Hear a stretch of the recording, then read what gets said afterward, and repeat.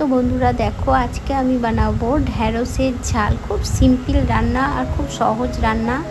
তো দেখো, ঢ্যাঁড়সগুলোকে আমি কেটে নিয়েছি, কেটে নিয়ে ধুয়ে পরিষ্কার করে নিয়েছি। তারপর তেলের মধ্যে 5 ফোড়ন দিয়ে এখন ঢ্যাঁড়সগুলোকে ভেজে নিচ্ছি।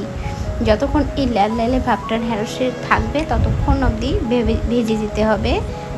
লাল লালে ভাবটা একটু মেরে নিতে হবে ভেজে, নাড়াচাড়া করে। তো আমি এই ফাঁকে আমি একটু সর্ষে, পোস্ত আর কাঁচা লঙ্কা পেস্ট করে নিচ্ছি একটা মিক্সি গ্রাইন্ডারে। দেখো, আমি আজ প্রথমে শুকনোতে একটু বেটে নিয়েছি, তারপরে লঙ্কা আর জল দিয়ে পেস্ট করে নিলাম। তো মাঝে মধ্যে একবার করে এদিকেও ভেন্ডিটাও নেড়ে দিচ্ছি। ভেন্ডি খাওয়া খুবই ভালো, জানো তো বন্ধুরা। ভেন্ডিতে প্রচুর পরিমাণে ভিটামিন আর গুণাগুণ আছে। এই যে ভেন্ডির যে লেলাটা না, এটা খুবই ভালো আমাদের শরীরের পক্ষে। তো দেখো, এখন আমি পরিমাণ মতো লবণ আর হলুদ দিয়ে দিলাম।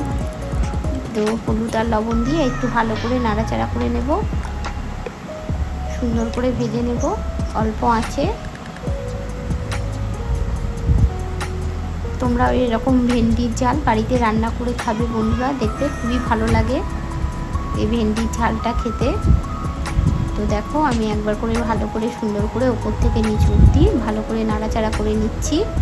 আর ওইদিকে তো আমার মশলাটা পেস্ট করা হয়ে গেছে, রেডি। তো দেখো, ভেন্ডিগুলো আমার মোটামুটি ভাজা হয়ে গেছে।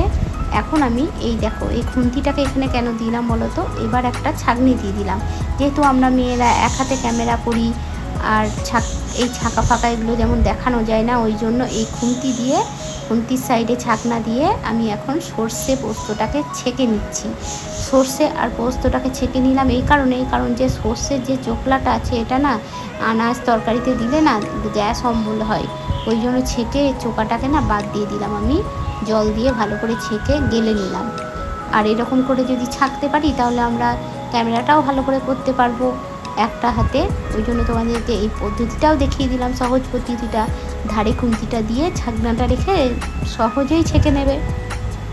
তো দেখো, এখন এবার আমি সর্ষেটা দিয়ে একটু ভালো করে নাড়াচাড়া করে নিলাম।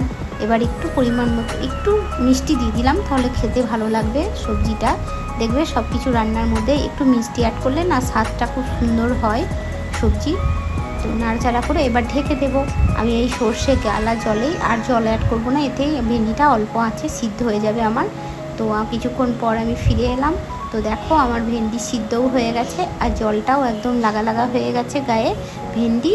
তো আমার ভেন্ডির ঝাল একদম রেডি বন্ধুরা। আর খুবই সিম্পল, দেখলে তো রান্না, বেশিক্ষণ টাইমও লাগলো না আর বেশি কিছু লাগেও না। তো এখন আমি নামিয়ে নিলাম ভেন্ডির ঝাল, গরম গরম ভাতে খুবই ভালো লাগবে খেতে। তো চলো, এখন আমি একটা পাত্রের মধ্যে নামিয়ে নিই বন্ধুরা। আর তোমাদের যদি ভালো লাগে এই ভেন্ডি ঝালের রেসিপিটা, তাহলে একটু লাইক, কমেন্ট, শেয়ার করে দিও। আর যদি কোনো নতুন বন্ধু আমার এই ভিডিওটা দেখে থাকো, তাহলে একটু প্লিজ আমার চ্যানেলটাকে সাবস্ক্রাইব করে বেল বাটনটা প্রেস করে রেখো, তাহলে নতুন যখনই আমি কোনো ভিডিও পোস্ট করবো তোমাদের সামনে পৌঁছে যাবে। তো আজকের মতো এইটুকুই বন্ধুরা, টাটা, বাই বাই। সবাই ভালো থাকবে, সুস্থ থাকবে।